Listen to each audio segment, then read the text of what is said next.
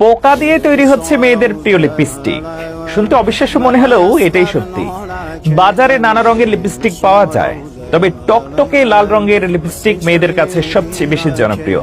কিন্তু এই সুন্দর লাল রঙের উৎস হচ্ছে একটি পোকা। এই পোকার নাম হলো কোচিনিল। পোকাটি খুবই ছোট, অনেকটা চালের মতো।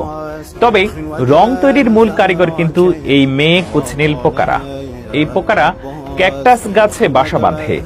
নিজেদের শরীর থেকে ওরা কার্বনিক অ্যাসিড নামে এক ধরনের লাল রস বের করে। এই রসটাই ওদেরকে অন্য শিকারী প্রাণীদের হাত থেকে বাঁচায়, আর এটাই হচ্ছে লিপস্টিকের লাল রঙের উৎস। এই কার্বনিক অ্যাসিডের কারণেই কোচিনিল পোকা দেখতে লালচে হয়।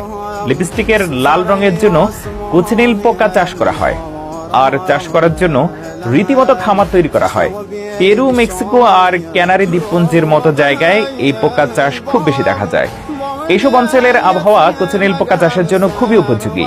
চাষিরা প্রথমে বিস্তীর্ণ জমিতে সারিবদ্ধভাবে বিশেষ জাতের ক্যাকটাস গাছ লাগান। এই ক্যাকটাস গাছগুলোই কোচিনিল পোকাদের খাবার আর আশ্রয়স্থল। যখন ক্যাকটাস গাছগুলো বেড়ে ওঠে, তখন চাষিরা খুব সাবধানে মেয়ে কোচিনিল পোকাদের সেই গাছের গায়ে ছেড়ে দেন। এই পোকাগুলো ক্যাকটাসের রস শুষে খায় আর সেখানে ডিম পেড়ে বংশবৃদ্ধি করে। একটি পোকা থেকে কয়েকশো পোকার জন্ম হতে পারে। প্রায় 3 মাস সময় লাগে পোকাগুলো পূর্ণাঙ্গ হতে আর রং তৈরি করার মতো অবস্থায় পৌঁছাতে। পোকা সংগ্রহ করাটাও একটা ধৈর্যের কাজ। যখন পোকাগুলো রং দেওয়ার জন্য তৈরি হয়ে যায়, তখন চাষিরা নরম ব্রাশ বা ছোট কোনো যন্ত্র দিয়ে খুব সাবধানে ক্যাকটাসের গা থেকে পোকাগুলোকে ছাড়িয়ে নেন। এমন ভাবে এই কাজটি করা হয় যাতে ক্যাকটাস গাছের কোনো ক্ষতি না হয়, কারণ এই গাছে আবার নতুন করে পোকা চাষ করা হবে।